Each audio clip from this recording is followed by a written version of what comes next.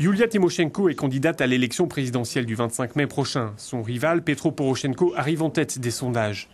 Elle était le symbole de la révolution orange en 2004 et elle a occupé à 2 reprises le poste de Premier ministre jusqu'en 2010.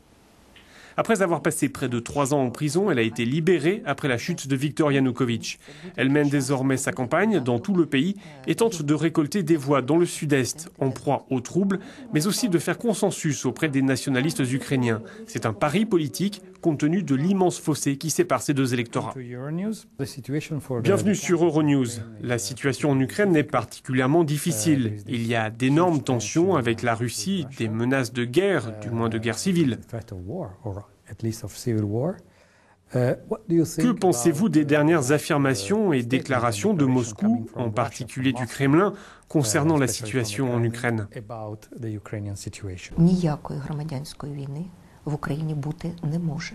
Il n'est pas possible qu'une guerre civile éclate parce qu'à l'est et au sud de l'Ukraine, cette agression de Poutine n'est pas soutenue par la population. Seuls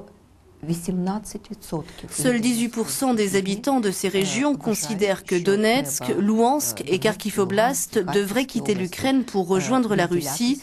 C'est une proportion très faible, c'est presque rien. Il n'y a donc pas de séparatisme, pas de guerre civile. Il y a de facto une guerre non déclarée menée par Poutine contre l'Ukraine et à laquelle il faut tout de suite mettre un terme. Pensez-vous que tous les pays de l'Union européenne sont prêts à aller à l'encontre de la Russie parce qu'une partie considérable d'entre eux ont en réalité une excellente relation avec Moscou ? Parfois même des liens personnels avec Poutine pour certains leaders européens.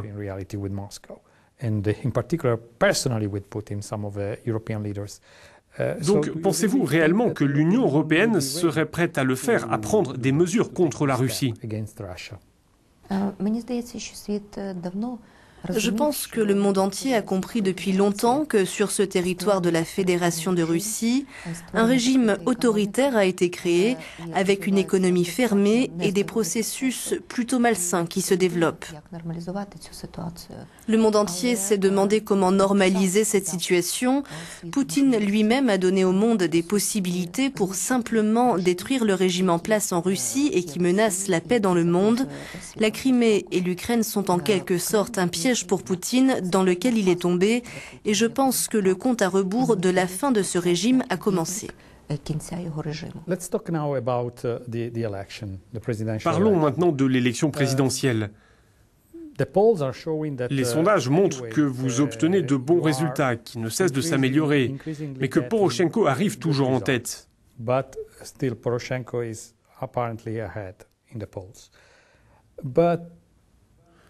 Ne pensez-vous pas que si la crise retarde la date des élections, cela pourrait être une bonne chose pour vous, car vous pourriez obtenir des résultats encore meilleurs ?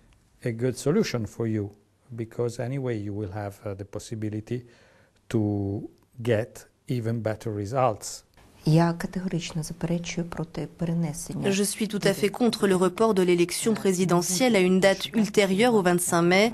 Je pense que le 25 mai, indépendamment de quoi que ce soit, l'élection doit avoir lieu parce que c'est très important pour le pays d'avoir un président élu de manière légitime. Je pense que cela sera un facteur déterminant pour stabiliser la situation en Ukraine et un facteur déterminant aussi pour mettre un terme à la crise économique. Je suis sûre que le prochain président agira avec constance et fermeté et pourra faire changer beaucoup de choses. C'est la façon, en tout cas, dont j'agirai. Je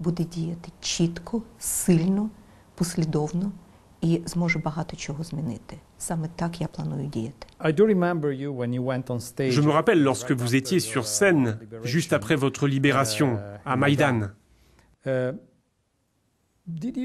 Est-ce que vous vous attendiez à une telle issue, à une crise politique aussi énorme avec la Russie, et même à une telle crise géopolitique, si vous me permettez l'expression ? Je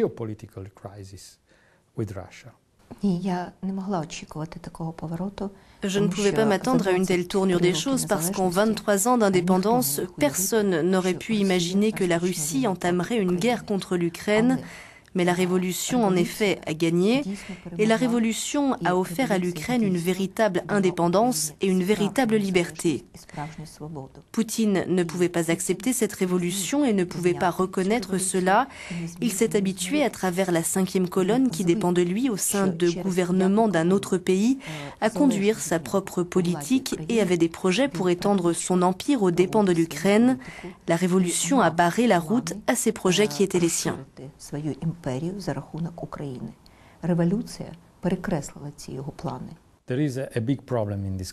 Il y a un gros problème dans ce pays, la représentation démocratique et sociale de l'Est de l'Ukraine. Parce que le parti des régions était un parti. Viktor Yanukovych était cependant l'expression de ce parti et de ces régions. Mais toujours est-il que sans Yanukovych et avec un parti des régions devenu en quelque sorte un canard boiteux, le problème se pose toujours.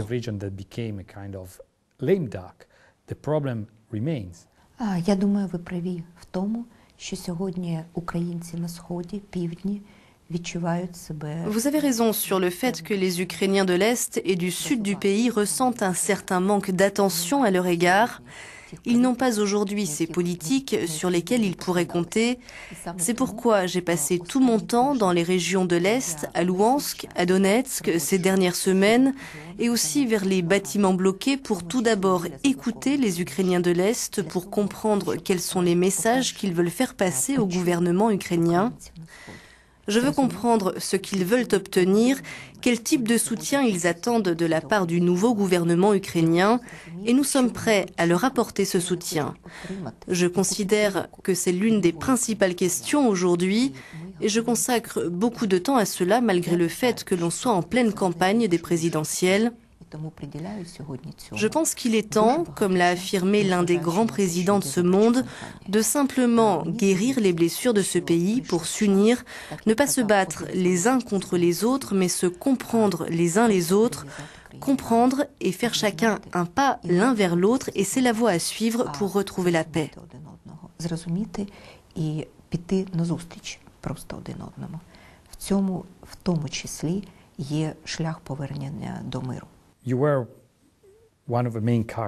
Vous étiez l'une des protagonistes de la révolution orange.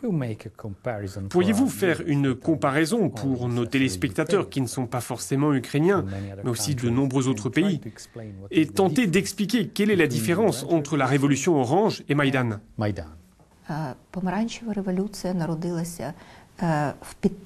La révolution orange est née en partie pour soutenir un candidat à la présidentielle, Viktor Yushchenko. C'était donc une révolution menée et soutenue par des hommes politiques et remportée par la population. Cette révolution est complètement différente.